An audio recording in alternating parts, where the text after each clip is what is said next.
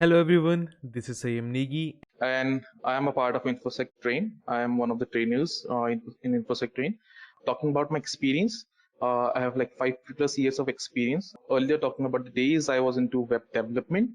Later down the line, I switched to your cybersecurity field because I like have a keen interest over this field, right? So I, rather than going with the and continuing with the web development, I try to grow myself into cybersecurity because I like have a future plans regarding your DevSecOps, which is inclusion of your development part, your security part, and your operation part as well, right? So already I have a bit of an experience regarding your development field. So I'm more into now cybersecurity. So covering this field of area, and rather than like later, then I will be going for the operations as well, right? So you can say like a future goal of mine, it can be like DevSecOps, right? Moreover, we are dealing regarding cybersecurity right now, right? So these are the domains of my experience, like a security testing, cloud security, and DevOps, right? So talking about the training and experiences, I have delivered plenty of the batches with InfosecTrain, right? And talking about the course for now, right? The Security Plus.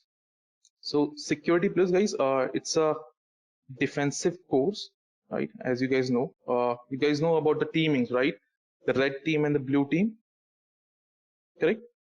So talking about the teams, red teams are totally, guys, for your attacking phase, right?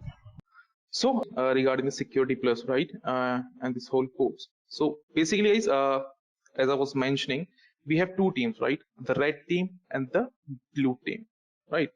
So red team morely focus on your offensive side, right? You can see in a attacking side where they exploit the thing, they enter into the system, right? They found all those vulnerabilities in your network and try to exploit them and get an access control over the system, right? Yeah, it's targeting 601 basically, right? But moreover, we'll be covering the topics, right? Since 6 hours or 3 hours of a day is not sufficient to cover the whole topics of the 601, right? Or the whole security course. So we'll be covering the broad areas, right? And so we'll be covering broad areas. We'll be covering bits of all of them, right? So yeah, and more specifically, if you're asking about a 501 and 601, we'll be targeting regarding your Security Plus 601, which is the latest version going on, CompTIA, right? The vendor which is providing Security Plus is your CompTIA. So your latest version is going on 601. Okay. So as I was saying, Security Plus, it's your blue team course, right? Which is totally a defensive one. It's not basically based off your attacking one, right? Here you learn regarding the defensive side of the whole cyber security, right? So the skills you will be learning in your cyber security plus would be like regarding the terminologies regarding your attacks, threats, vulnerabilities, right? The architecture and design, the implementation of the policies, right? All those about the compliances, your incident response and operational response if there is any sort of an attack happen, or your risk mitigation techniques, right? So these are the skills which you learn in this whole security plus course, right, which is provided by a CompTIA, correct? So but today we'll be covering the broader areas. So for today's session, right, we'll be discussing regarding your threat actors and threat intelligence, and your malwares and your social engineering attacks. All right. So these are our today's agenda and the topics which we'll be covering. Correct. So basically, if we talk about the agenda of the Security Plus, right? So like there are plenty of job roles you'll be getting in it, right? Like your security administrator, right? Your system administrator, right? Your help desk manager, your analyst, your network engineer, your security engineer, right? You can even go for the profiles of your DevOps, software developer, your IT auditors, right? And your IT project manager as well. So basically, what you can say Security Plus, it's a base level which will be covering each and every ground of your other high level techniques, right? So you will be setting up your ground level with this Security Plus course, right? So you will be getting a much more insight in this cyber security, specifically talking about the blue team side, right? You will get to know about the red team as well, right? Like not as an attacking phase, like how to attack and how to code and how to write scripts, but you will get few bits of an idea regarding these things. Okay, like what sort of a scripts look like, how you launch an attack, right? What are the like steps to do that, right? How do you do the information gathering, because it can be like useful from the security purpose as well, right? And like how do you attack in particular port, how do you scan them, and all these scenarios you can cover with the security plus side as well. So you will get a, like, you can say, an overlook of an attacking area, just to know how things look around from that side, right? But moreover, it focus on your defensive side. All right. So talking about the examination as well, right? Talking about the examination, you will be having, if you go for the examination of security plus, like CompTIA is the vendor, as I already mentioned over there. So if you talk about the number of questions in your examination, guys, that will be 90 questions over there. Okay, in your examination, it will be of 90 questions. It will be, if you talk about the pattern or the type of questions over there, it will be a multiple choice examination over there for security plus, and the length of this test would be of 90 minutes, guys. Okay, the length of the test would be 90 minutes. There will be 90 questions over there, and that too will be of multiple choice.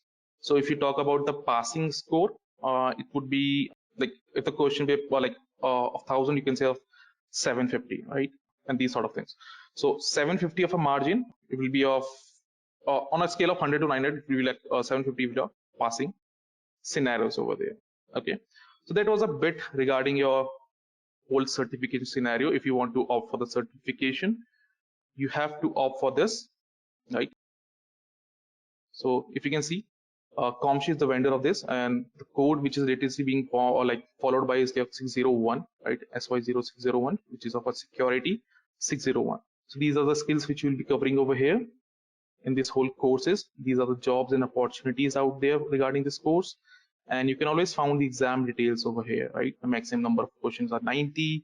Your 750 will be a passing score, length of test is 90, and you will be the multiple choice questions over there. All right, so these are the bits regarding your certification part.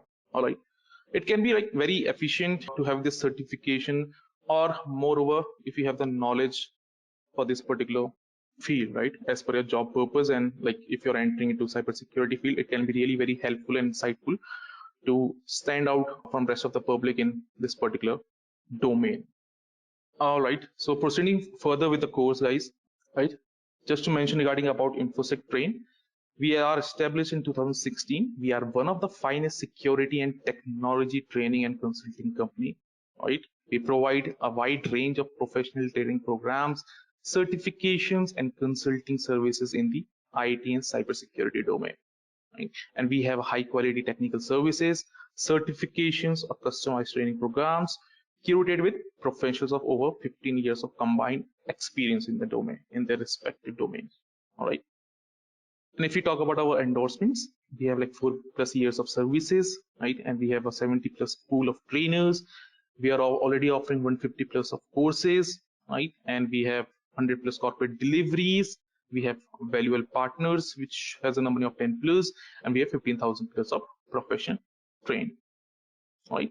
And these are our trusted clients. You can have a look on them, right? Samsung, Microsoft, VMware, Deloitte, HCL, and many more.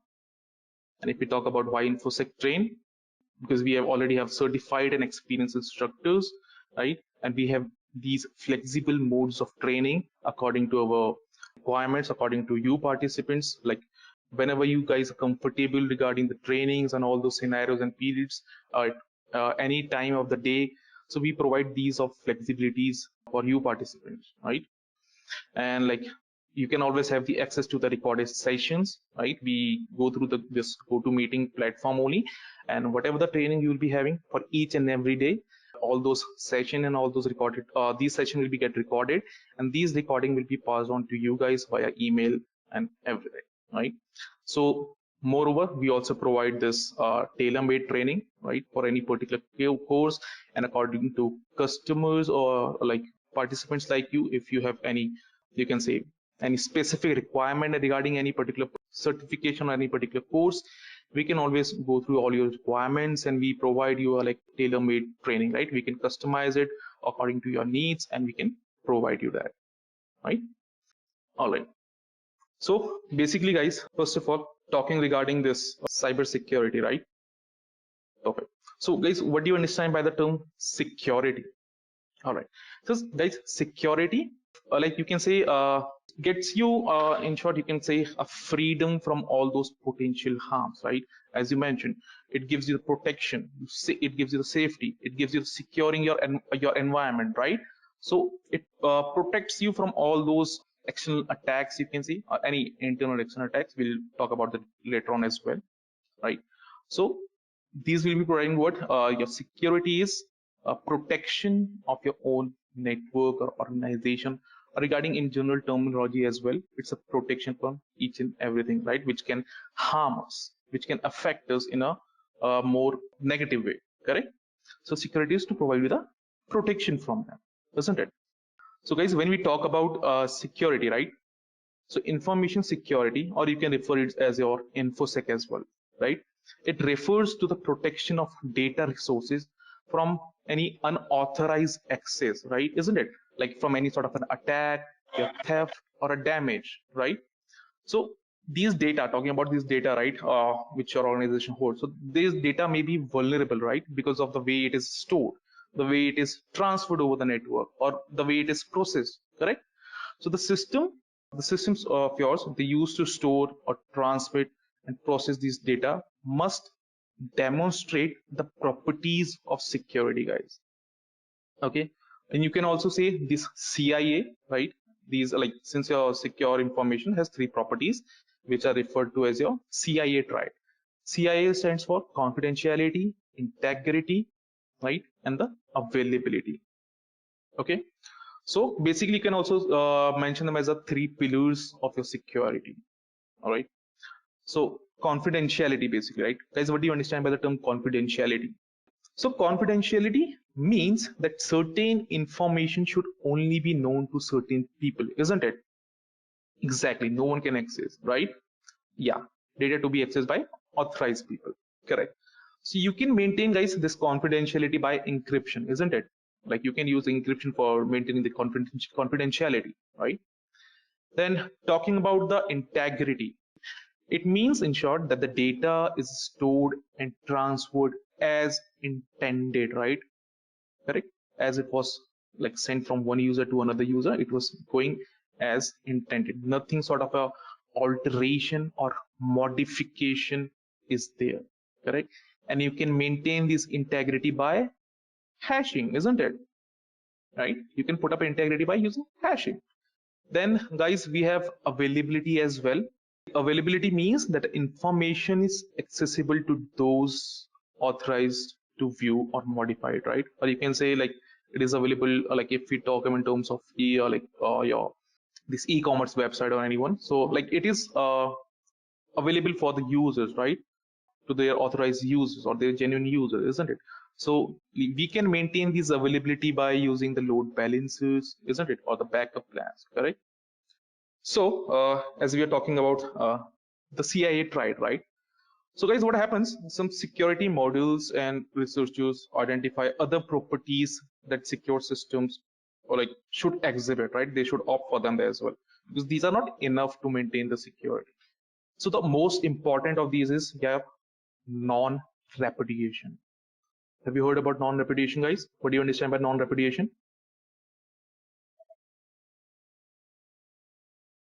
So non-repudiation means that the subject, right, he cannot deny doing something, right, such as creating or like modifying or sending a resource, right?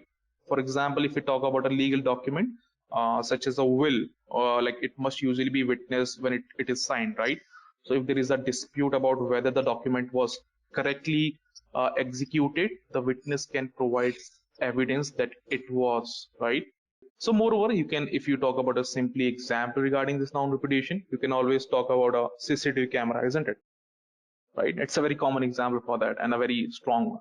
So something you do is caught in your CCTV camera, and you cannot deny about it, isn't it? You maintain non-repudiation by digital signatures as well. Guys, there is also authentication as well, right? What do you understand by the authentication? Perfect. So guys, actually what happens, when we talk about security, all right. So when we talk about security, your information security and cyber security tasks can be classified in like 5 functions, right? It can be classified in 5 functions. Like what they do, they follow the framework which is developed by your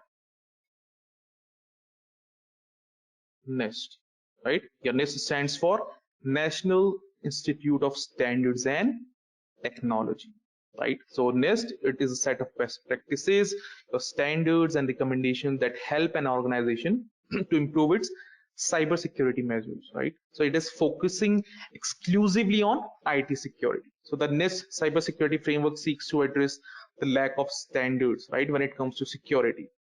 So there are currently like major differences in the way companies are using technologies actually, right? And the languages and the rules to fight hackers, you can say, or the malicious actors, right? And those you can call them as the data pirates and the ransomware as well. So cyber attacks, right, are becoming more widespread and complex, isn't it? Becoming very, very complex, and they are getting advanced with the time, right? So fighting these attacks are becoming much more difficult, right? Time is going on, the hackers or the malicious actors are also upgrading themselves. They are making their strategies more and more complex, right? So fighting them, going against them as a security person is also becoming difficult. This is compounded by the lack of unified strategy among organizations. So that's why your NIST, it provides a uniform set of rules, guidelines and standards, which makes it easier to share information between two companies and easier to get everybody on the same page, on the same note, right? So as I mentioned, it is classified into 5 functions, right? So they are your first is identify. My bad. So what do you understand by the term identify, guys? So what you do, you develop security policies and capabilities over here, guys. You evaluate the risk, threats, and vulnerabilities, and recommend your security controls to mitigate them or to resolve them, right? That's your identity part over here, right? The function of your identity. Then is there your protect, right? So your protect, what it does, it determine how your current cybersecurity policies protect your organization, right? And where they fell or fall short, right? Where they are like having those loopholes or the, you can say, the shortage, right? So this function supports the ability to limit and contain any impact resulting from your cybersecurity event. So you can categorize like which fall under protection, like in your access control, data security, information protection and procedure, in your maintenance. So you can like categorize them into these shortings, right, in your organization. So that falls under your protect. Then you have your detect as well. All right. So what do you understand by detect? What might be in this function?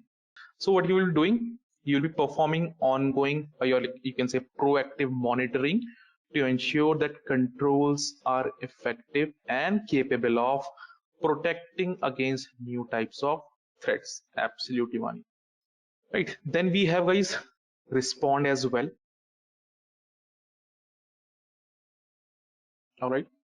So what you do in respond in this category, you identify, you analyze, you contain and eradicate threats to systems and data security. All right. You identify, you analyze, you contain and eradicate threats to systems and data security. All right. Perfect. Then you have recover. What do you understand by the term recover, guys? Yeah, you recover from the incident. You have plans, right? You moreover you implement cybersecurity resilience to restore your systems and data if other controls are unable to prevent your attacks. Perfect. You can call them a backup strategy as well. All right. Perfect. So when we talk about security control categories, right? So your implementation of cybersecurity function is often the responsibility of the IT department, isn't it? So we have like few security controls. So security control is to provide the system or the data asset the properties like your confidentiality, integrity, availability, and your non-repetition, isn't it? That's the main agent of R, to provide all these properties to the system or the data asset, correct? So these controls, guys, they can be divided into three broad categories, right? So these are like representing how like the control is implemented, right? So if you talk about technical, right, in the technical, it is the control is implemented as a system, like you can say hardware or software, like for example in your, or like firewalls, antivirus software, right, and your operating system access control modules, and are your technical controls. Okay, yeah, exactly. So technical controls may be, or like may also be described as logical controls over here, right? Then we have operational. So the control is implemented primarily by people rather than systems over here. For example, you can say the security guards, right? And the training programs are operation controls rather than technical controls, correct? Then you have managerial. So the control gives you oversight of the information system, right? Example could be like including risk identification, or a tool that is allowing the evaluation and selection of other security controls. Absolutely, sir. Perfect.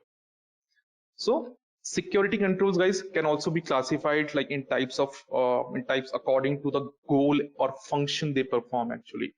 Okay, so it can be your preventive. It can be your preventive. Exactly. Right. What do you understand by the preventive? So this control acts to eliminate or reduce the likelihood that an attack can succeed, isn't it? So a preventive, or you can say the preventative of control, operates before an attack can take place, right? You can like your access control list, right, configured on your firewalls, isn't it? And like your file systems objects of your preventative type controls, right? And there is your detective, as you mentioned. What do you understand by the term detective? So this control may not prevent access, okay, but it will identify and record any attempted or successful intrusion, right? So a detective control operates during the progress of an attack, okay? So pretty much good example for that would be your logs, isn't it? Logs provide one of the best example for a detective type controls, right? Then guys, we have one more, which is your corrective. So what do you understand by the term corrective? So this control acts to eliminate or reduce the impact of an intrusion event. So a corrective control is used after an attack, right? A good example is a backup system, isn't it? That can restore data that was damaged during an intrusion, right? And there are like few other types also, guys, like that can be used to define other cases over here regarding a security control. One is your pretty much physically, right? The physical one. In physical, what you can put over here, like controls regarding your or like physical intrusion. But yeah, CCTV camera, perfect. Anything else, guys? Barrier, doors, all right. Fences, perfect. Locks, great. Security guard, awesome. Perfect. Swipe card, all right. Okay, so controls, as you all already have mentioned, a lot of examples, right? They are the pretty good ones. So controls such as your alarms, your gateways, locks, lighting, right? Your security cameras and your guards, right? That deter and detect accesses to premises, right? And hardware. So that's a physical security control. Then you have, I believe one of you have mentioned the deterrent before, right? So what is in your deterrent, guys? Perfect. So in deterrent, to discourage people from doing things, all right. Okay, like CCTV camera, as we mentioned, it would be like in your physical one, right? Like the control, like you can say, may not physically or logically prevent the access, but it controls psychologically, isn't it? It discourages an attacker from attempting any intrusion, right? As you mentioned, perfect. The signboards, it includes signboards and warnings of legal penalties, correct? If you're like trespassing any or trying to make an intrusion into an organization or in the premises, There are like signs, or like signs, like taking a very basic example is, as you mentioned, be aware of dogs, right? So it psychologically discourages that particular threat actor as in the hacker or any malicious person going on over there, right, who is trying to do any sort of a activity which can harm us, right? So we put out these signs which can like play around with them mentally, right? So these are not physically or logically, they are like more of your psychologically, right? So it psychologically discourages an attacker from attempting an intrusion, correct? Then we have compensating. So what do you understand by the term compensating, guys? So the control, this control, right? It serves as a substitute for a like main control or the principal control, right? And affords like the same or better, even the better level of protection. But it uses a different methodology or technology, you can say, isn't it? So a single employee has the duties of accepting cash payments, let's say, right? For example, a single employee has the duties of accepting cash payments, recording the deposit, and like reconciling the monthly financial report or like making the settlement of all those reports. So to prevent errors and or like all those sort of frauds, additional oversight is required, right? So this means we need a compensating control, such as the leader we can put up over there, right? Like who can perform a review of those settlements or another unit who is performing the settlement instead of like of that single employer, correct? So we can put up an alternate, or you can say the substitute, which might be giving the same or the better level of protections, right? And might be using different methodology or technology or those technique, but it will be just like a compensating, which can give you the better control out there, right? So since we are talking about these things, guys, right? So security control and everything. So they are always, we are dealing with vulnerabilities, threat and risk, isn't it? So we are always dealing with the vulnerability, threat and risk, correct? So talking about them one by one, guys, what do you understand by the term vulnerability? Perfect. Like a flaw, isn't it? If you talk about a vulnerability, it can be a flaw. Am I right? Right? All right. So any flaw or any sort of a weaknesses, we know we call them as a vulnerability, right? Any sort of a weakness or flaw in your network, right? That could be like triggered accidentally or which can be exploited, right, by or any attacker. Like it can be intentionally to cause a security breach, right? That's your vulnerability for you, isn't it? Correct. So those are vulnerabilities. What do you understand by the term, guys?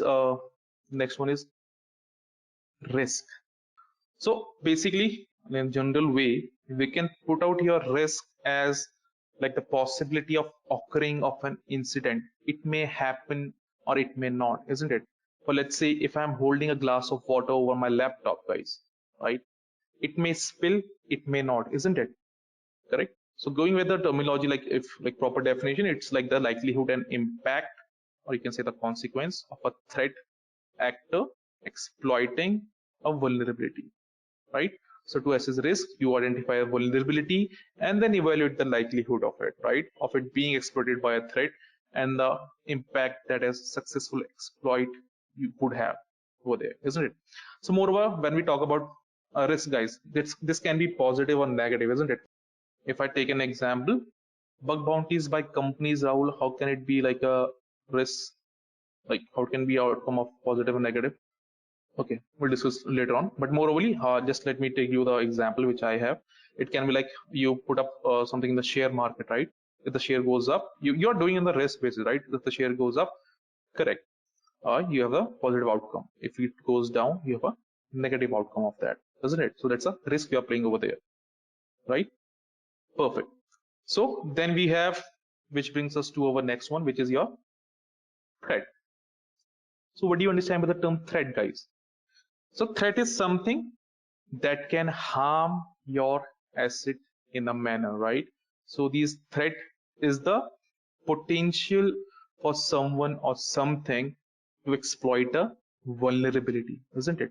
A threat may be your intentional or unintentional, right? The person or the thing that poses the threat, it is called your threat actor, or you can say a threat agent, right? Okay, the person or thing that poses the threat is called as your threat actor or your threat agent. People call it with various names, like a malicious actor, you can say, right? And all those things, correct? So, and the path, right? A path or the tool used by your malicious threat actor can be referred as your attack vector, right?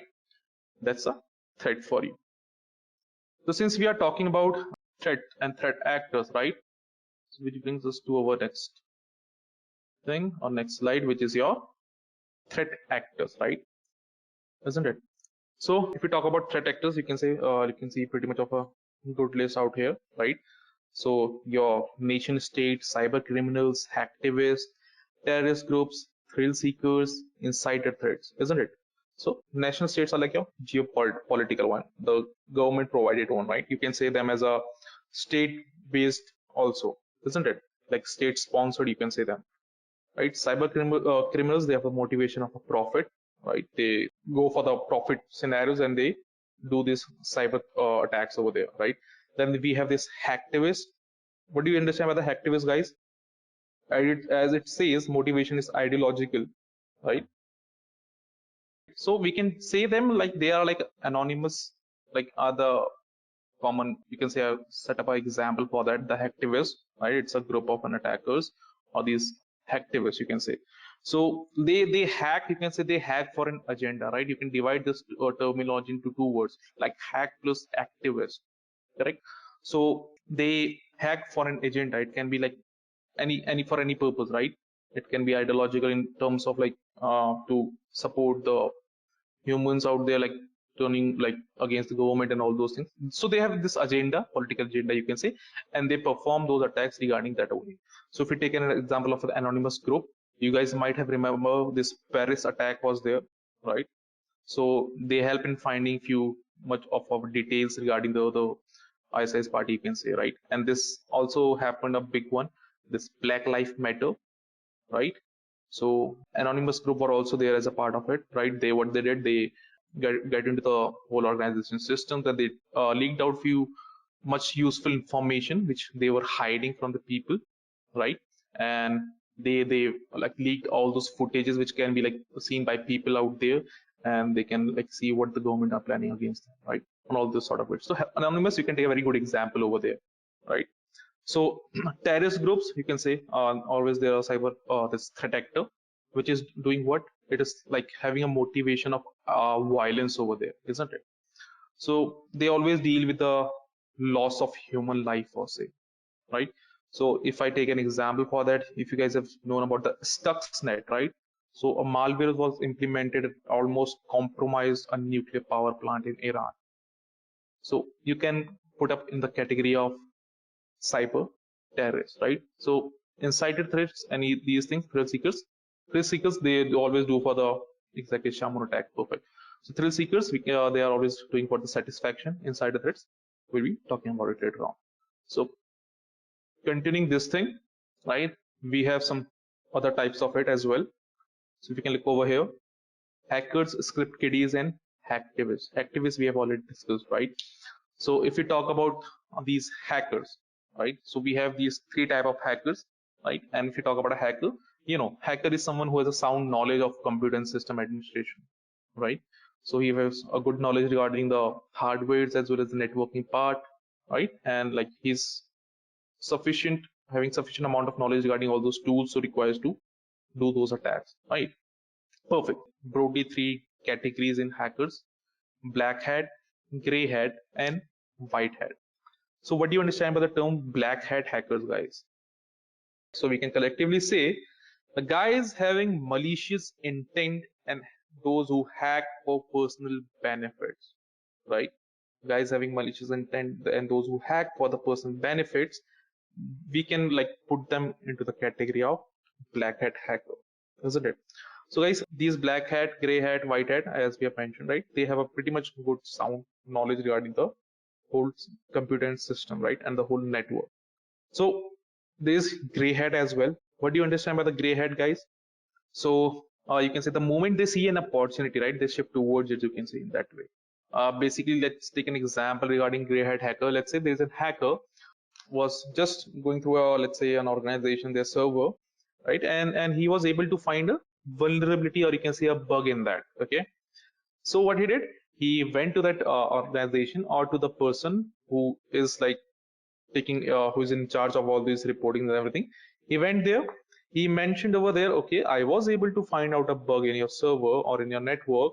Now I will tell you about the bug if you pay me for that, right? You can like say a, like not a bug bounty program, but he needs some amount regarding that, telling about those bugs and all those things. So basically he have the very good intention not to exploit it, not to take the control of all those organization and try to make any negative effect out of it, right?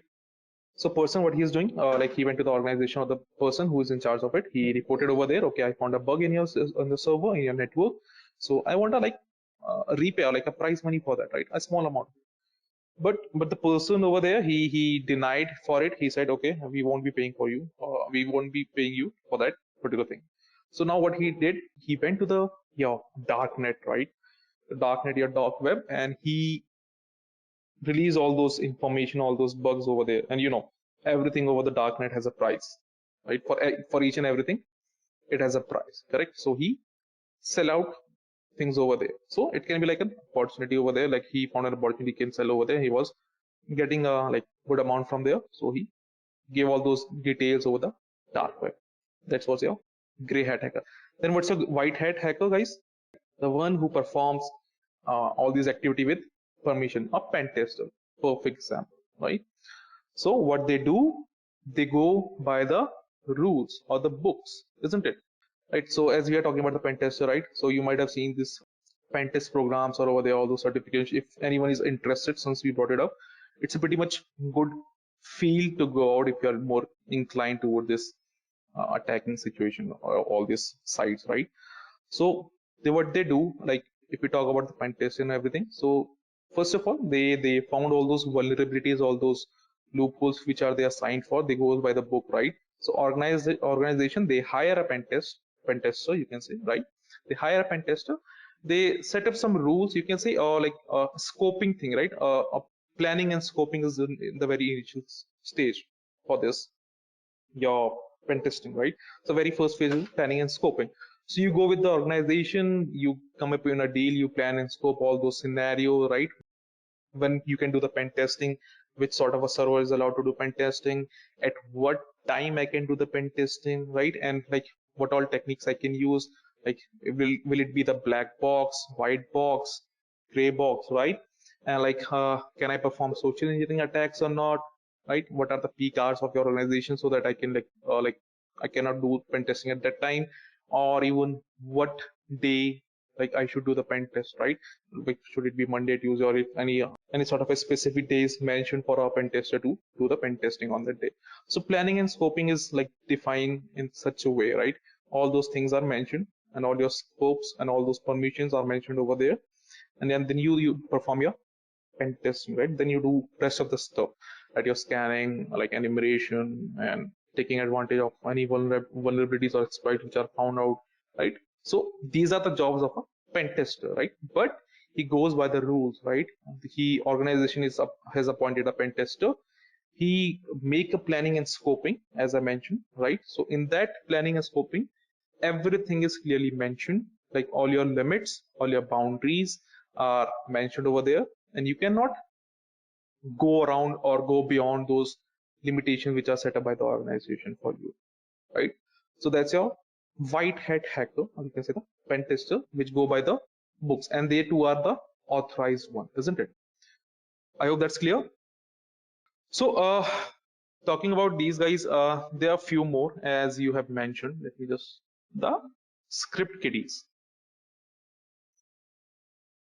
What do you understand by the term, guys? Script kiddies.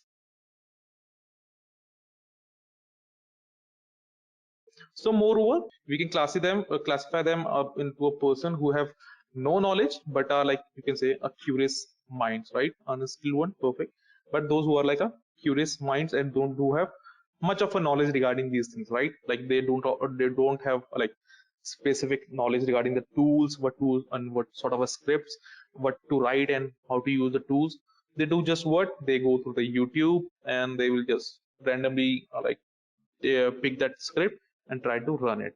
They doesn't know what might be the outcome of it. Like they know like what it be doing by watching YouTube, but they doesn't know like what each script, what each particular code does over there, right? So he doesn't give a thought regarding these scripts, but he just use them. He utilize them. So like you can say script kiddies are those who don't have a much of a knowledge, but they are the curious mind, right? Like you can put up all those categories, those who want to like hack their like girlfriend's Instagram or all those things, how to do that. They just go to the YouTube and try to exploit it in that way, right? So you can put it into that particular section for your script kiddies, right? Perfect. Then guys, there is the one more which goes by the name suicide hackers. Like how can you define a suicide hacker, guys? The one who knows what is the outcome of it, right? They know that there will be the bad consequences, isn't it? But still they make that call, isn't it? They know, let's say if someone is hacking a Facebook or something like that, they know, okay, they'll be like a lifetime imprisonment or something like that. If you're trying to steal a lot of money from a bank account or something like that, they know the outcome, right? They know everything, but still they are going for that thing, right? They are making that call.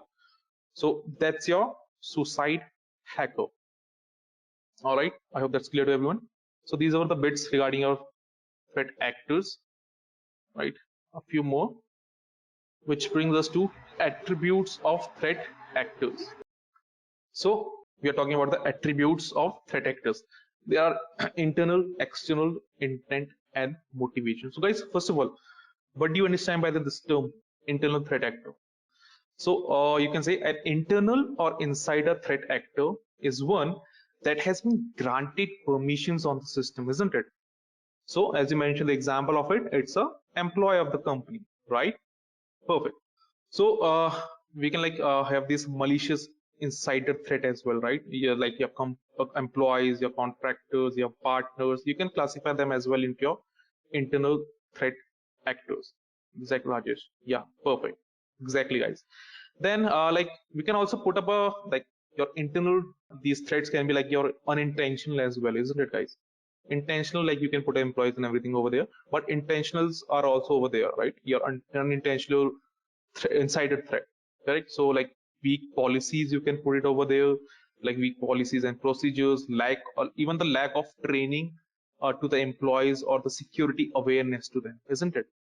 Like if I take a very good example of that, like if you're trying to trying a phishing attack, isn't it? So obviously organization, what they do, they give the training to their employees, isn't it, regarding the phishing and everything, to make their awareness, right?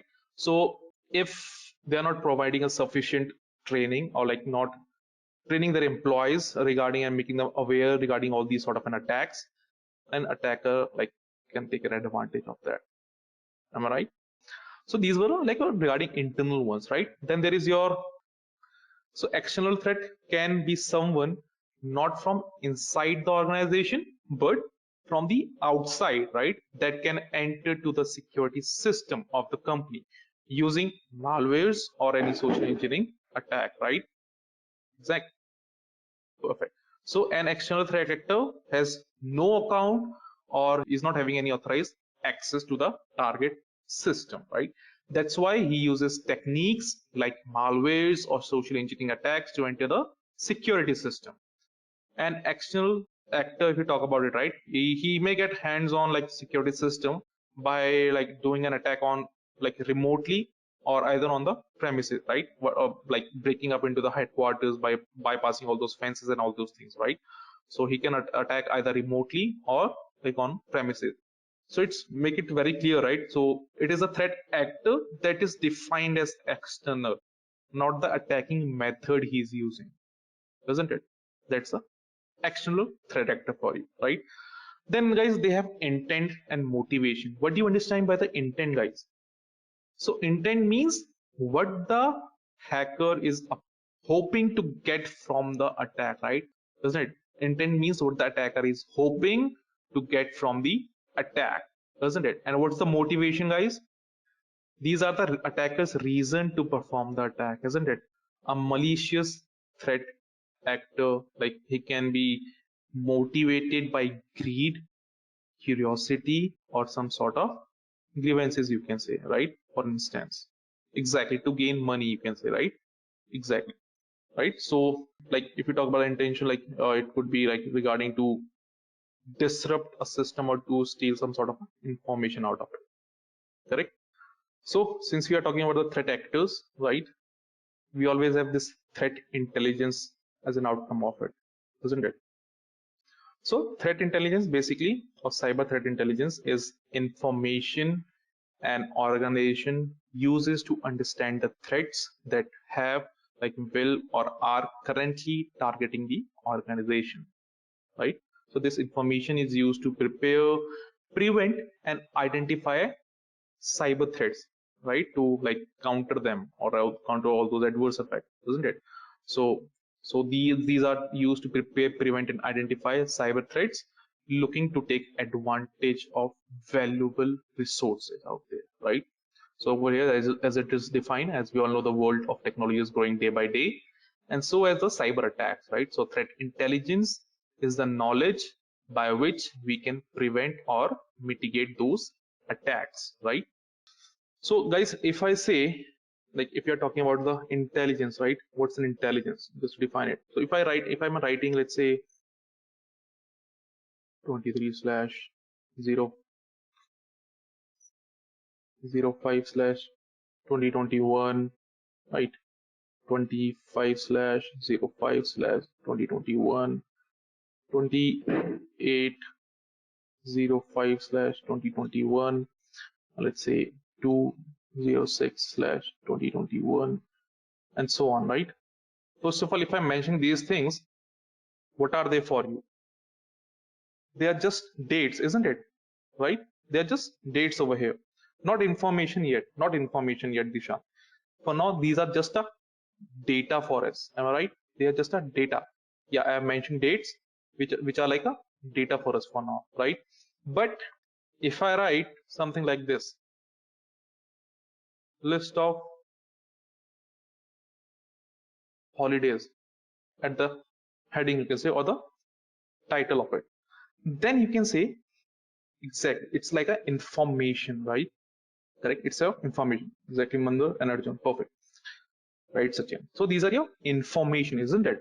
Like it is giving now some sort of information to us. Okay, these dates are like a list of holidays for us, right?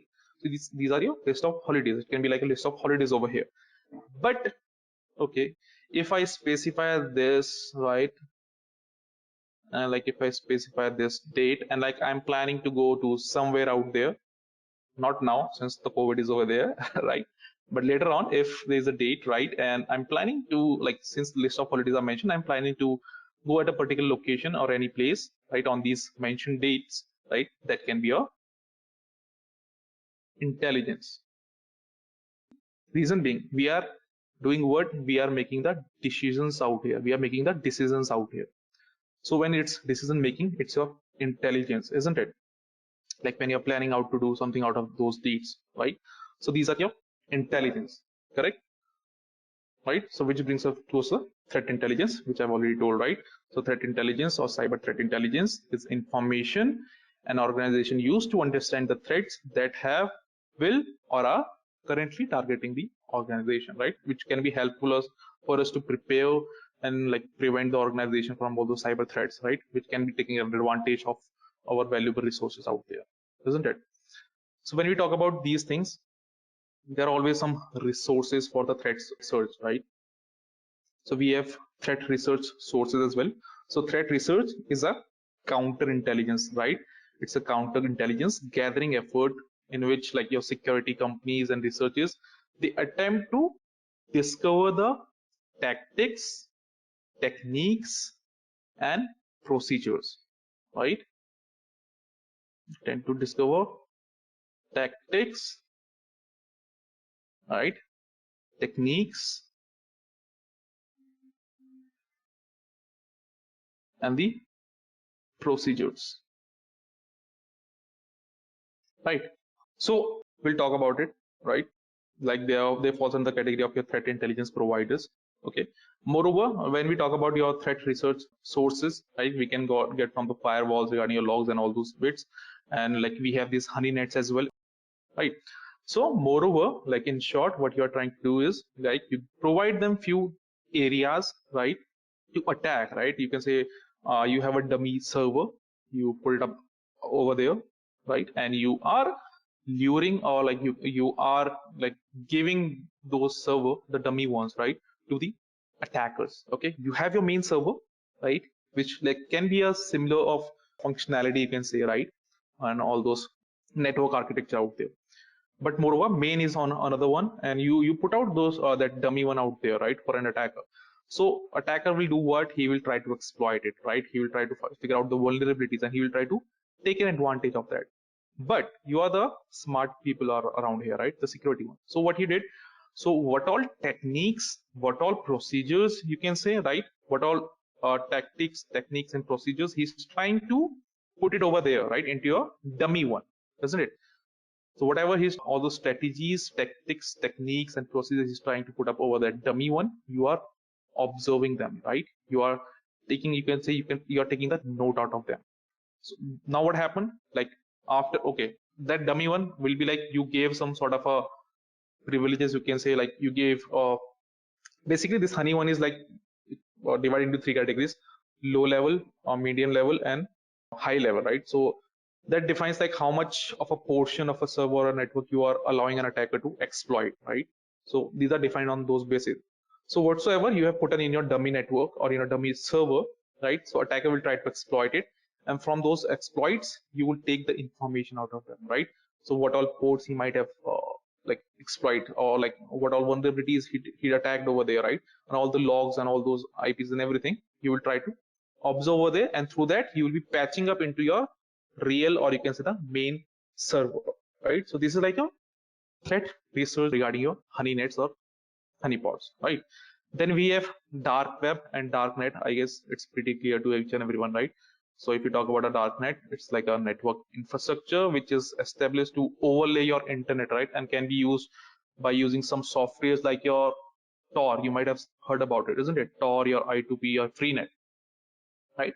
So this darknet is most often used for illegal activities, right? Like your black markets, your illegal file sharing over there, and exchanging of illegal goods or services, doesn't it? Like regarding a stolen of financial or any sort of a private data.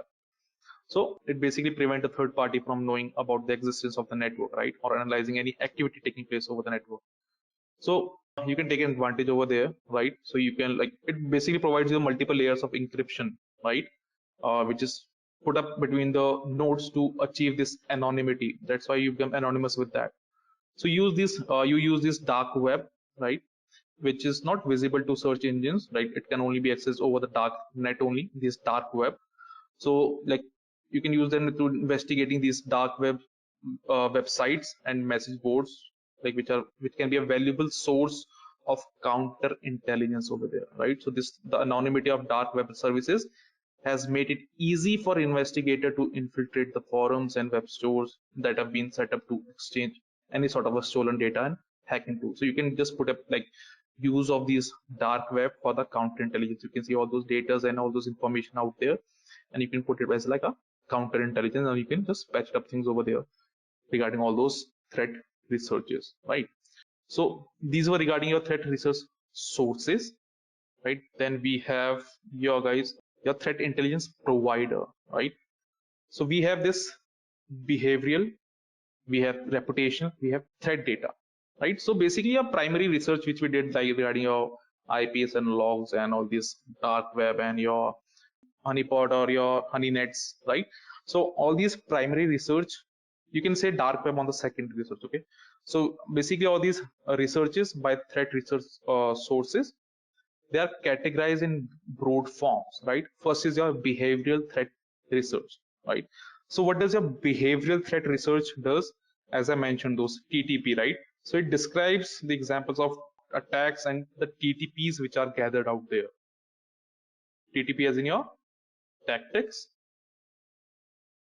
techniques, and the procedures, isn't it? So what do you understand by the term tactics, guys?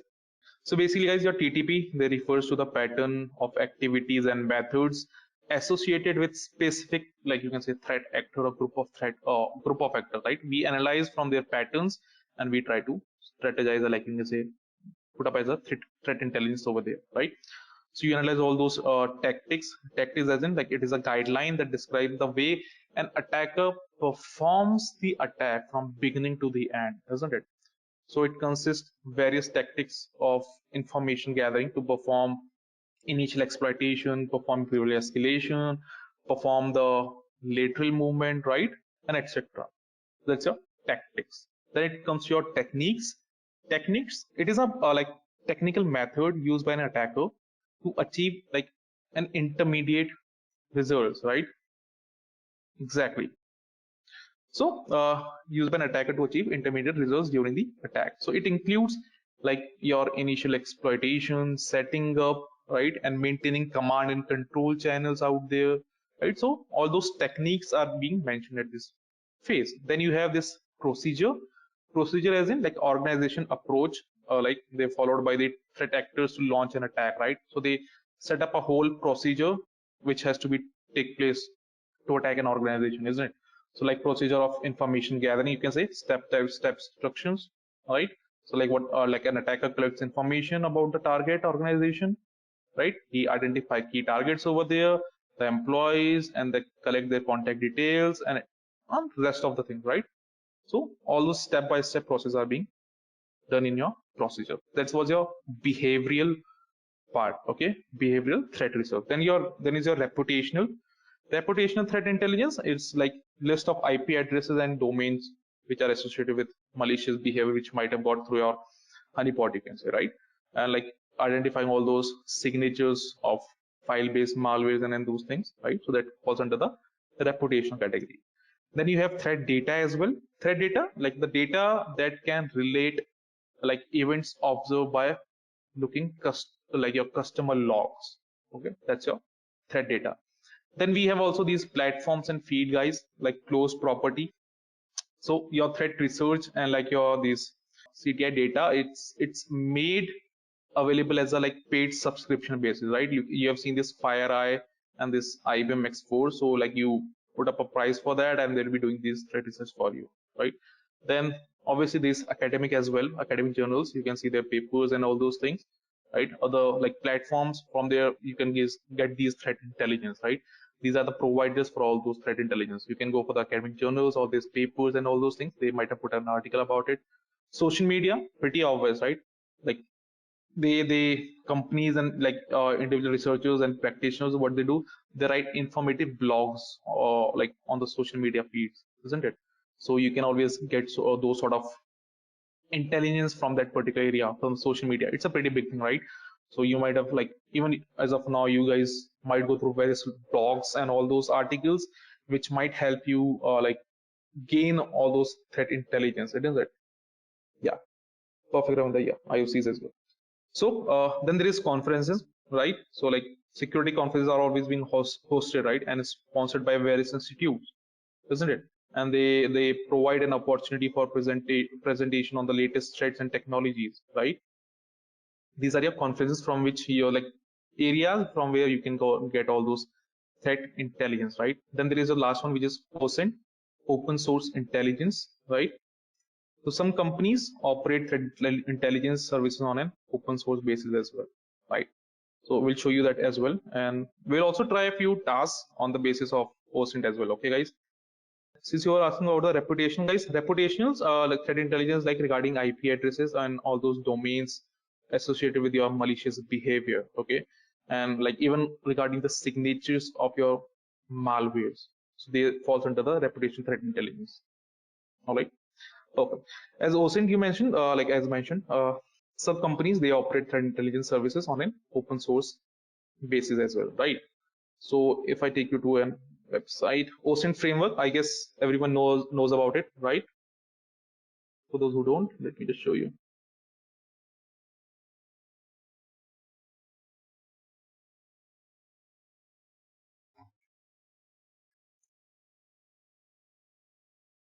Perfect. So if you go with this OSINT framework over here, right, you can like search on the respect of various things over here, right? So this frameworks provide you lots of options, right? Lots of uh, crazy options you can go regarding these things. You can search out regarding any particular thing, right? So if I like, if you even it will be giving details about a person over here, right? So if I click, let's say if I'm going with the email address, in respect to email address, it will give me a list of options like email search, common email formats, email verification, breach data, mail blacklist, all those things. So even if I click on email search, right, it will be giving throughout more tools over here, right? That's the Hunter, email to address, PIPPL, right? Regarding peoples, right? The Harvester, Infoga, MailDB, and various more, right? So if I even go with the Hunter, it will just open that particular platform for you. So in respect to domain names, you can just find out the email IDs over here, right? So that's how your OSINT framework can be utilized to gather more and more intelligence regarding the threat, right? So you can gather information over here, right? Perfect. So just giving a task over here, guys, a small task for now. So task is gather the email IDs, okay? Gather email IDs and respect to domain infosectrain.com.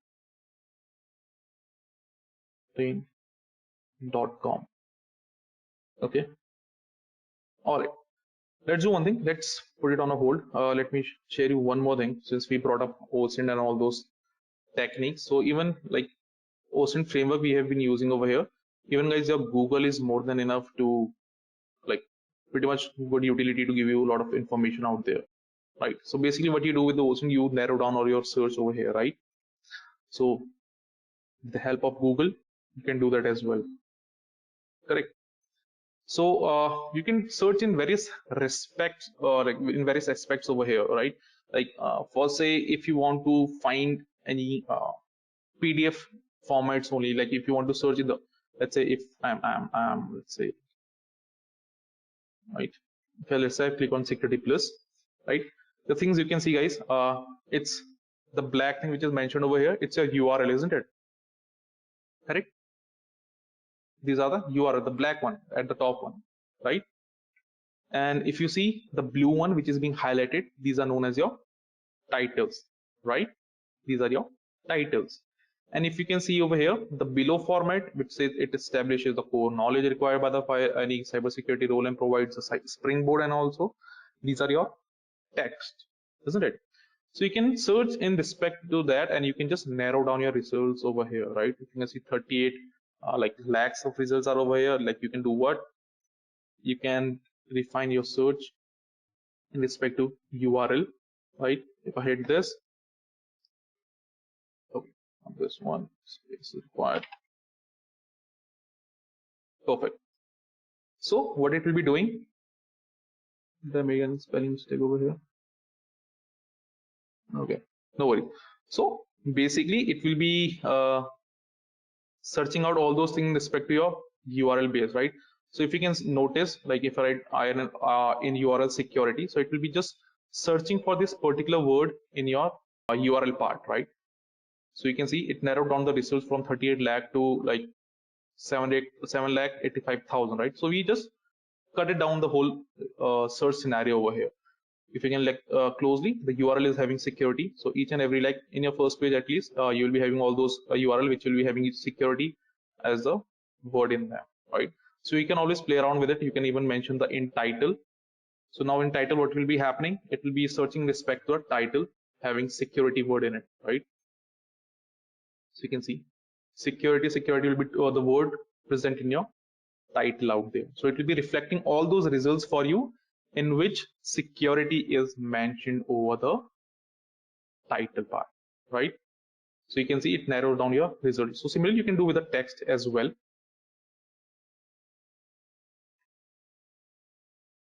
So you will find this security part in the text one. Okay. So you can see you are getting a lot of results out here. But initially we were having 38 lakhs format, right? Research or the results out here 38 lakh. But what we did, we narrowed down each and everything over here. So we reduced our this labor work, you can say, right? And we are like doing what we are doing it very in a smart way around, right? This whole Google thing. This is also known as a Google Docs, you can say, DORKS, right? Google Docs.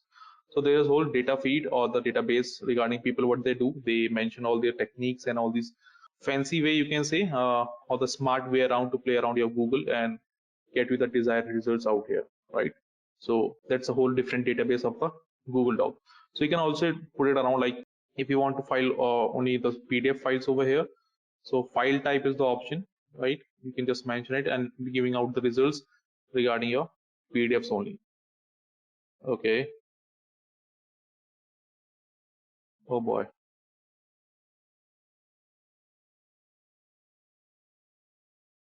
Right. So you can see PDF is mentioned over here. So if I click on anyone, it will be prompting up an option to download these all those files. So you'll be just getting the results as an outcome over here, which are the PDF ones, right? You can see it's a PDF for you, isn't it?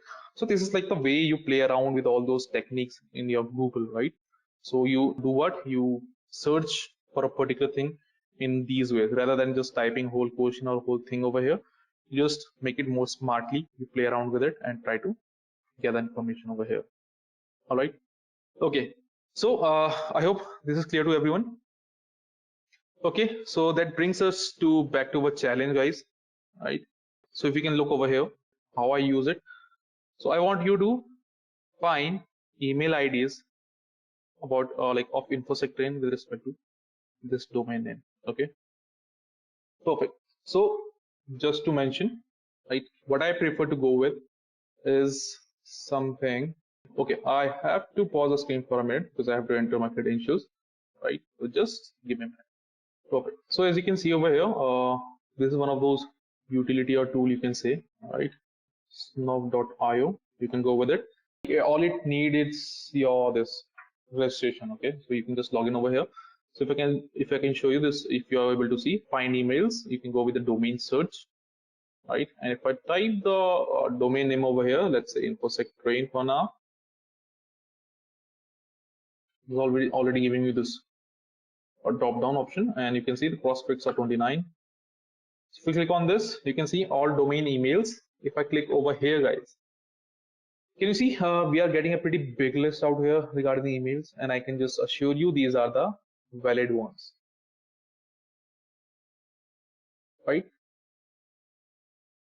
So there are various ways. You might have gone to the Google, like searching for the this social media platforms, right? Even this webinar one, you got my email ID, right? The mails and all those bits from all those promotions out there. So that's a pretty good way, right? That's the threat intel you're doing over here. This you are strategizing your things over here, right? You are gathering as much as information you can. Like you are then you are doing what you are narrowing it down. You are playing smart around here, right? So typically, if you talk about these tools, they are a lot out there. Like as you mentioned, the Hunter.io, it's one of them, right? So you can use this OSINT framework as well, right? Few maybe for the subscription base, but it's generally free. So it may not always give you the results. Okay, that depends on organization, but it's like I would say a good promising website. Not all time, but it gives you the all those things. Okay, so this task we got a pretty good hit over here, isn't it? We got like 28 emails out there, and these are the valid ones, I can assure you. Okay, I guess this was a pretty much interesting task. Okay, so for now I guess this thing is clear, right? So after this we'll be moving on to the next one, which is your malwares. So guys, what do you understand by the term malware? So basically guys, malware, take this term mal and the where, right? You can just divide it into two portions, right? So mal is in malicious, right? The malicious, whereas in software, isn't it? So any software which is there with an intent to harm is known as your malware, right guys? So malware is a, like you can say, a catch-all term for any type of malicious software which is designed to harm or exploit any programmable device, your service, or network, right? So these cyber criminals, you can say, they typically use it to extract data that can like help them to, like they can leverage over victims for financial gain, right? And any other personal benefit out of it, right? So it can like damage the financial data, your healthcare records, your personal emails and passwords. They can get all those PI out of it, right? So they compromise all your information, right? You can say, in short, right? All those, they take all those leverages and gain any in terms of financially, like they will be asking for the monies and many more, isn't it? So typically, like there are plenty more like malwares out there, various type of malwares. So few bits of them are like your virus, isn't it? So if we talk about them, the types of malwares are like a virus, worms, Trojan, right? Your rootkits and your keylogger, right? So if we talk about virus, right? What is a virus, guys? So basically, guys, your virus stands for vital information, right? Vital information, resources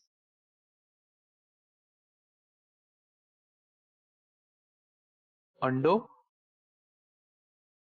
siege, right?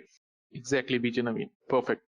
Great. So it is a type of malware, right? So it stands for vital information resource under siege. So I guess this full form is self-explanatory as well, right? So what it does, it seizes all the information resources that are in your system, right? So it works in multiple ways. Like whenever you feel like your system is low, like do you see your system might be infected by a virus, isn't it? So your information are seized basically, which makes it slow, isn't it? So a fact about virus, seize, Advait, SIEZE. Okay, so a fact about virus, the very first virus was with the name Brain. It was created by these two Pakistani brothers. Okay, so like remember virus, like moreover, it will be like a comparison between virus and worms. Okay, so virus can replicate themselves, but they can only replicate themselves within a system, right? That means virus won't be able to travel in a network. So let's say if all of us are sitting on a same room, guys, and even we are like connected to the same Wi-Fi per se, and if one of our system is infected with a virus, that won't mean that all of us will get infected with that virus. Okay, that won't mean that all of us will get infected with that virus. That means it will replicate, like it will replicate within a system, but not in the network. All right, that's your perfect. So then we have your worm, which brings us to the worms. What do you understand by worms, guys? So these are like you can differentiate with this basis only with the virus and worm, right? So like thing is like with virus, like it can replicate itself, but in a particular system, right? But when we talk about worm, it can replicate itself in the network. That means like taking the same example, right? If like we are considering we all are sitting on a same network, right? Attached to a connected to a same Wi-Fi.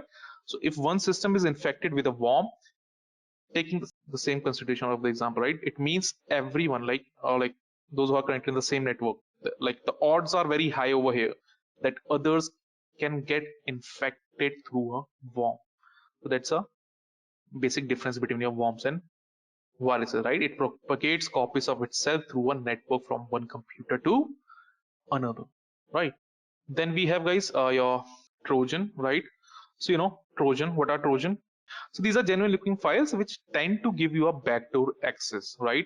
So it's a type of malicious code or software that looks legitimate but can take control of your system, right?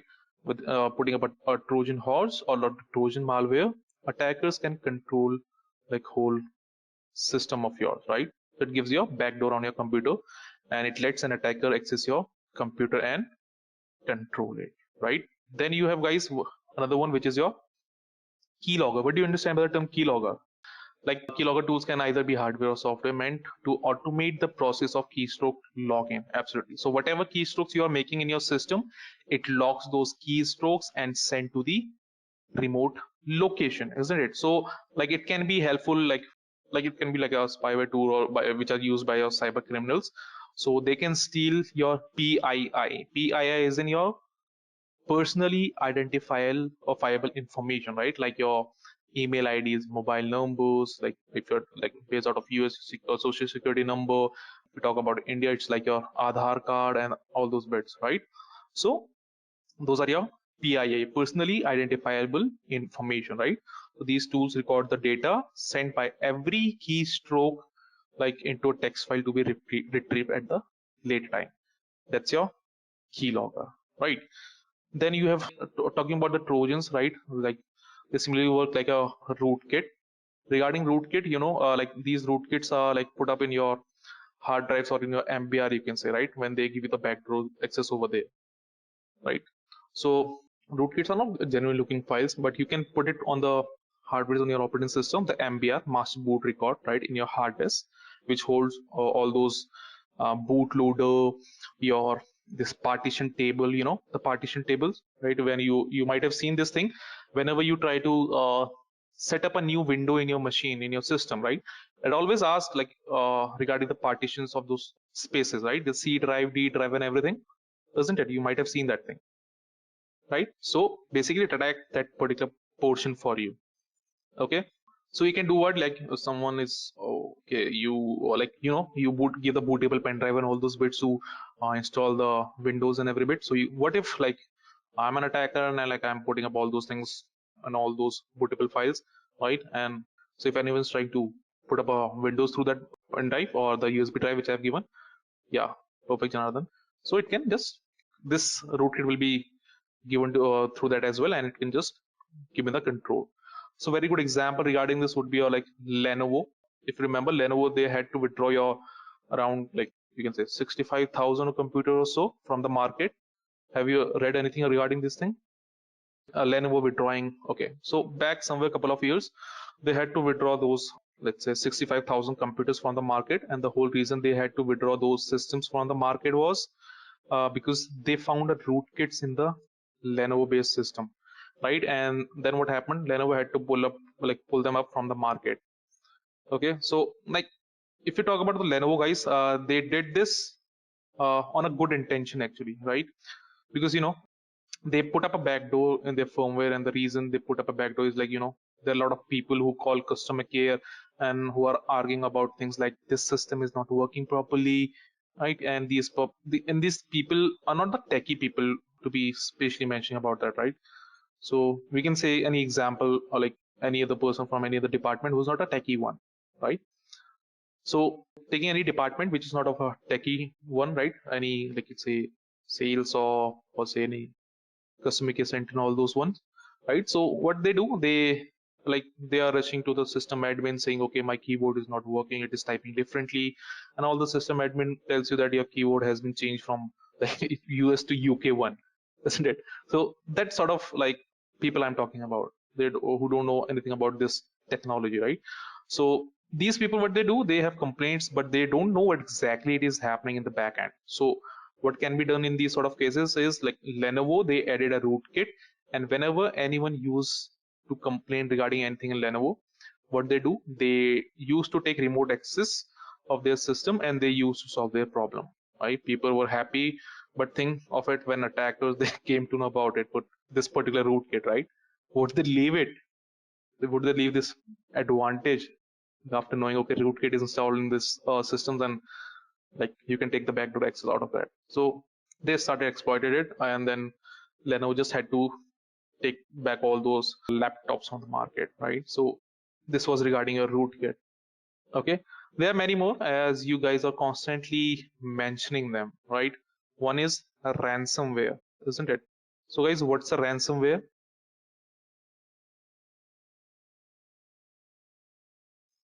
So it asks for money. What it does, it tends to encrypt your file, and in return they ask for money, right? You give money and they decrypt the file for you, isn't it? Okay, then there is your guys spyware as well. What does the spyware do? Like just a one liner would be enough over here. So spyware, whenever you hear the word spyware, always remember basically guys, your browser, browser habits, as Naveen mentioned, browsing history, right? So what they do, they are browser specific. It can never affect your system in a way that it can take data through files. Okay, so it specifically attacks your browser and steal your browser's history, browser cache, and that's what your spyware do. Yeah, Madhuka, perfect, correct. Okay, then there is what more? Have you guys heard about adware? What's an adware? So now always remember when we are using the term adware, guys, it merely create hoaxes, right? Although you can say the false pretenses. So you can see an adware saying a lot of fancy things for you, but it may end up doing nothing for you, right? So like whenever you visit torrent or a website where you see flashy pop-ups, not all the time those flashy pop-ups are dangerous. Okay, so what they do, what we do, we simply tend to ignore like all those flashy pop-up at times, right? Because we know that they are simply ads. Even though that pop-up is saying that your system is infected by any XYZ virus or so, right? But something or anything else, but you know, it's nothing more than a flashy ad. Okay, so it create hoaxes, right? And like it flashes or simply throw advertisement in front of you. Okay, so you have seen those who have used torrent and all those bits, you might have seen all those flashy pop-ups and all those gaming websites and various more, right? So you get these flashy pop-ups over there, so it will just click on that, it will be redirected to another page, and that depends if attackers has put on something inside it or not, right? So this was regarding your adware. So taking you back to the ransomware, have you guys heard the recent news regarding the ransomware group with the name R Evil? So there's one more recent one, guys, regarding your this Apple one.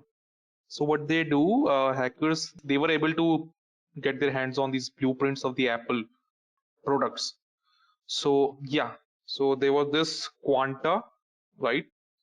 The supplier, or you can say the company, right? So what they do, they were able to get this hands on the blueprint of the Apple, and they were demanding for $50 million, right?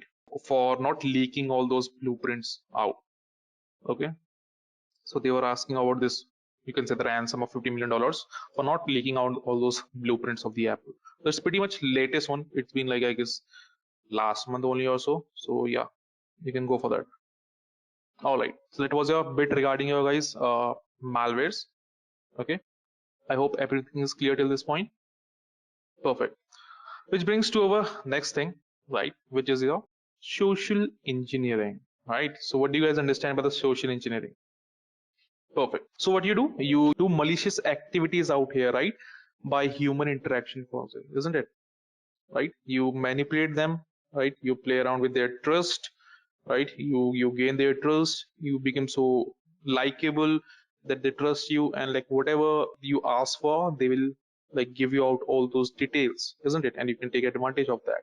So basically, you are manipulating people around here. You are playing around with their trust and all those things to gather the information, which can be very crucial and very important for you, isn't it? That's a social engineering attack, right? So talking about this again, take an example and all those things. As I mentioned before, if you talk about a pen tester, right? So let's say there's this black box testing, right? So you know black box testing, isn't it? What's the black box testing, guys? So the proper definition regarding this would be like the one who is having like zero information, you can say, regarding the target, right? So let's say if I say you just pen test InfosecTrain, would you able to do that? Like you have to go a various way around, right? But you have no idea regarding your target over here, isn't it? So that's your black box testing. Then there's gray box testing as well, when you have some information regarding your target, right? So let's say I gave you, okay, this InfosecTrain is written in like PHP, Apache server, and all those bits. So you got a few bits of information, right? So you can just strategize all those techniques and all your procedures according to those information, right? Then we have this white box testing as well. So what's in a white box testing? When we have full knowledge of the target, let's say I've shared whole source code with you, right? Now you can take like all the, like it will be pretty much of a quick technique, right? Since you have got all the information, so it will be very easy to you for you to do the pen testing, right? For the white box testing. So these all things are like mentioned. If we talk about, okay, like planning and scoping of the pen tester, right? So you have seen, as I discussed, right? So in planning and scoping, if they are around to go, like basically for a black box testing, it will be very helpful because he don't have any sort of information rather than gray box and the white box. They have few bit of information regarding their target, but black box testing, they have no information regarding the target, right? So they have to go around with social engineering as well, which can lead some sort of a detail to them as well over there, isn't it? So that too is discussed over the planning and scoping for the pen testing part. That's another sort of a story. But yeah, I guess you got the idea regarding social engineering, right? So these are the ways to manipulate and play around with human, you can say, mindsets, getting their trust and all those bits, and then you try to take advantage of that by getting crucial information, you can say, right? Any information which might be very useful and which might be very helpful for you for the further base of pen testing or attacking, whichever you go for, right? So that's your social engineering attack for you, right? So when you talk about social engineering attacks, guys, there are plenty of more over there. Okay, so types of social engineering attacks are your phishing, smishing, wishing, waterfall, spear phishing, whaling, right, shoulder surfing, dumpster diving, piggybacking, tailgating, eavesdropping, right? Let's discuss for these bits for now, right? Okay, so going with the very first one, which is your phishing. So guys, what do you understand by the term phishing? So you fool around people, you send fake links, but moreover you send the emails which might be like, very general one, like you genuine one, you can say. Like if you read the email and all those bits, you will see, okay, this is more of a genuine one and I can like trust this one. Let's say I am an attacker also, I have sent you this phishing email, right? What I've done, I have just taken, let's say I can send this phishing email in respect, like I can be as an HR at the infosectrain.com. I will be sender with this email ID and I can send this email to any person out there who's from InfosecTrain, right? I will just draft an email which will be a very genuine looking email, right? Email ID, I am like spoofing over there, you can say, right? I'm using a fake email ID. I can put it as HR at the infosectrain.com and I can just mail with that, right? So if I'm targeting any person or any employee from the infosec train, right, and he'll be considering, okay, this is from the HR team only and it's with genuine one, right? So I can trust this and I'll be just passing their link over there, which can be very harmful, right? And which can be very, like if the user click on that link, I can take advantage of that, right, as an attacker. So just to show you that bit, just give me a minute. Has anyone heard regarding this OFISH? There are many more frameworks out there, but OFISH is one of them provided by your EC Council as well. If you can see a dashboard over here, right? So this is like to you can do various things over here. Wishing, smishing. I can like even do a calling, right? I can impersonate one of you guys. I can use your numbers. You might have seen in the movies, and well, you can see their private number is mentioned over there. Even I can use anyone's number, and I can try to call them with the same number, but the person on the other side will be me, right? So I can use any for say Naveen over here, right? So I can use Naveen number to call Mandar, and I can call him and he'll be thinking, okay, it's Naveen, but it will be me over here, right? So I can just spoof that number as well. So many more are over there: smishing, credential harvesting, attachment, right? So just I will go with the entire to click. Okay, it will take time. Okay, nice. Perfect. So I can do what? I can just put up a campaign name over here. Let's say testing, right? I'll be just, you can create your own template either way, like, but I will be going with the existing template and I'll be selecting the existing template like your, let's say coronavirus COVID-19, right? So over here, uh, yeah, regarding this one, select country, it can be, let's say, India, right? Select template, let's say work from home COVID-19 one, let's say so you can see it drafted a whole mail for you, right? Can you see this one on the right side? It's more of like a genuine one, isn't it? This whole email out here, right? Perfect. So what I can do, I can select this template, right? It says one template selected. Sender email, let's put it up like hr@infosectrain.com. Since we are posting up this work from home, this template, right? So it should be very genuine looking. So let's say sender email would be our hr@infosectrain.com, right? So sender name, let's put up HR resource team, which will make it more effective. Subject is work from home policy. Perfect. Select time zone, expiry date. You can schedule it later on as well, right? What you will do, you will import users over here. You will just select them. So there are various files to go with, various options, but I will just go with a quick add. I will just name, add everything over here. Let's say, let's put up my own Gmail one.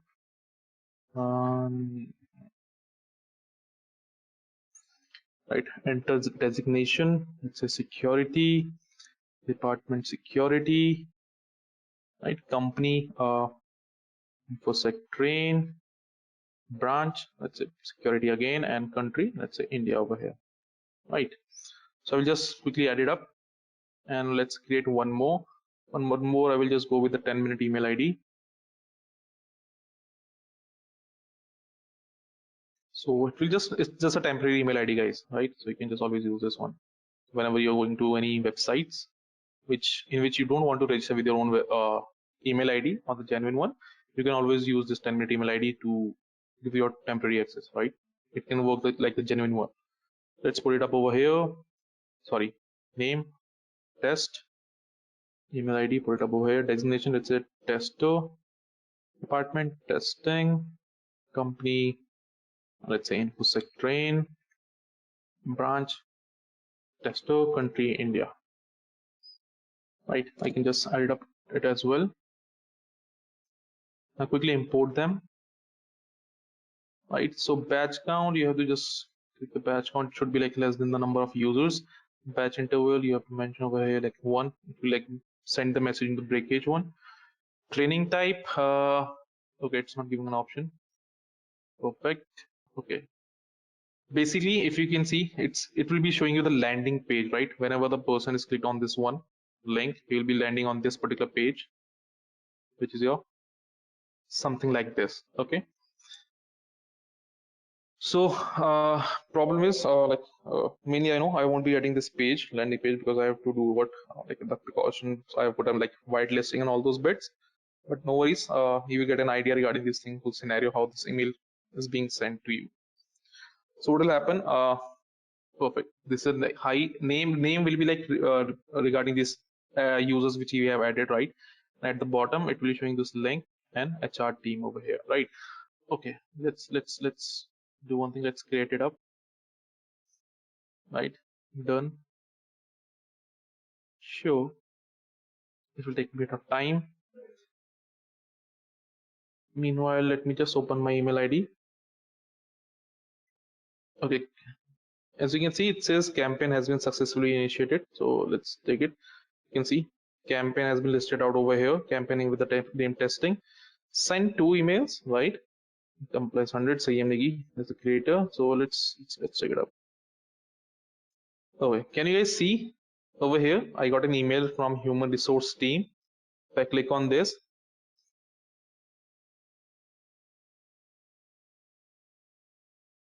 can you see, guys? Hi Sam, my current concern for the organization is related to ongoing pandemic situation on behalf of our organization. I'm really worried about reaching to the workplace that is densely crowded and all those bits, right? And it says regards HR team, though it's mentioning note the phishing simulated email is for the lab purposes only, right? So if you can see, we generated a genuine email, right? And I'm sending them to myself. Can you see, guys? Can you tell me what's the email ID mentioned over here? What's the email ID? From which email ID I have sent this mail? HR, isn't it? So I have used their email ID over here to send any one of the person from the organization. So he'll be just obviously, if they are not well trained, well aware regarding these things, they will just read this mail and they will be thinking, okay, it's the genuine one. Though it's for, this is something mentioned which is for the lab purpose, that's why. Otherwise, you won't even get this notification as well. So if as soon as the person is clicking on this link, he'll be landing on another page, though it's won't be opening on this one right now. Oh, great, it worked. Perfect. Can you see the landing page opened over here?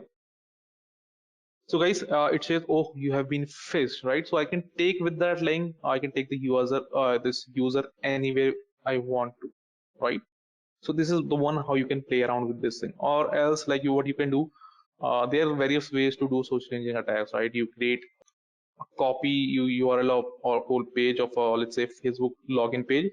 You can just create a dummy of that. Obviously, URL won't be like the real ones, but you can put that URL over the phishing email, and you can do what?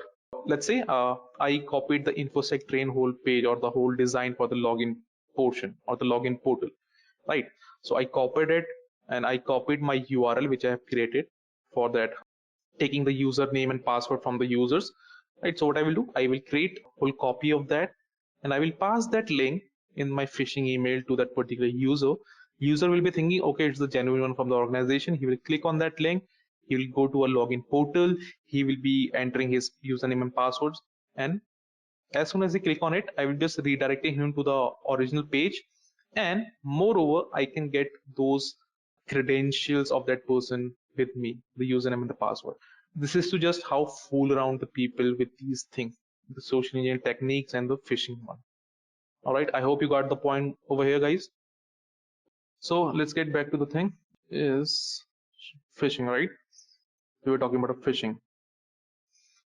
So phishing is a cybercrime in which a target or targets are contacted by email, telephone, or text message by someone posing as a legitimate institution to lure individuals into providing sensitive data such as personally identifiable information, banking and credit card details, and password, right? Then guys, there is smishing. What do you understand by the term smishing? So basically, you got an idea, right, regarding these things. So what you do in this one is like you'll be doing phishing in respect to SMS based, right? Let's say the lottery one, or you won this particular prize. Yeah, you won this car or something like that. So just faking around, and you'll be passing all those malicious links over there in the messages, and trying to get the person and lure that person into that link, right? Perfect. Okay. Then we have, guys, your another one, which is wishing. What do you understand by the term wishing? So, as you mentioned, voice over phishing, right? Isn't it? Phishing, a combination of voice and phishing, is a telephone version of phishing. This technique uses a spoof caller ID that can make attacks look like they originate from a known number, right? So over here, like, you might have got a call, right? I guess everyone or so, you get a call over your phone. They might be saying, okay, so you have like they might be like impersonating some of a person from a bank, isn't it? And like they will like a fraud call, as you mentioned. Perfect. So they will saying, okay, sir, we are contacting you from this particular bank. It's was a Yes Bank or any SBI bank, and we need you to give your OTP and all those bits, right? To maintain the account over there, right? So for say of example of mine, they told me, okay, so I was traveling in the metro and they gave me a call. So your Aadhaar card has not been registered. So your account, due to that, your account will be like you can say diminished or like removed from there, correct? And for that, you just need to give few bit of details to us, right? So they ask and ask, and like account number, ATM number, right? Those bits they already have those things, right? But moreover, they ask for this OTP, the main part, right? That's your multi-factor authentication. So they ask for the OTP, and obviously I haven't given the OTP, but main agenda is as soon as you provide the OTP, there will be like a transaction of hefty amount from your account, isn't it? So these things are done by the wishing. And the one who was asking regarding this, how to figure out the email from the valid user. So just you have to check the SPF, DKIM, your DMARC, your message ID. So that's another story. But these are used to check the authentication, right?